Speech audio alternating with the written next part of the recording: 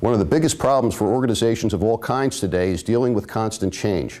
Whether you're a large corporation dealing with the economic situations and other realities of current times, or a nonprofit organization depending on state or federal funding in order to be successful, organizations need to be able to deal with changes that are affecting them and guide their people through these changing times.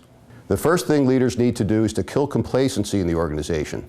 It's very easy for organizations to become complacent over time, but in order to meet the challenges of changing times, what you really have to do is inject a sense of urgency into the workforce.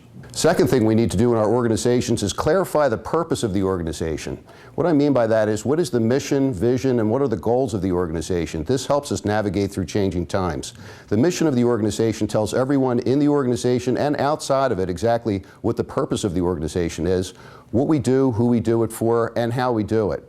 The vision for the organization is something that can really help you get through changing times because it's showing people what the final destination is. In other words, the more clear we are about where we're headed, the easier it is for people to get through those changing times. Finally, the goals are measurable steps that let our people know that we're accomplishing our mission and moving toward our vision. Of course, to accomplish this, we have to involve our people. So let's talk to our people, get their input about how we're going to make the changes, because the more involved they are in the decision processes, the more committed they'll be to the changes themselves. Let's not forget to train people too, because if we're asking people to do things in a different way, let's make sure that we give them the training they need to be successful. Another very important tip is to make sure that we're leading by example. In other words, show your optimism and show people that you are actually putting the time in and backing up where the organization is trying to get to.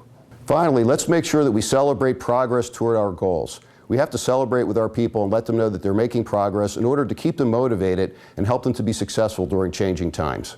If you'd like more information on how to help your people be successful during times of change, or if you'd like to bring in an in-house workshop, please contact Stezzi Training at stezzitraining.com. Thank you.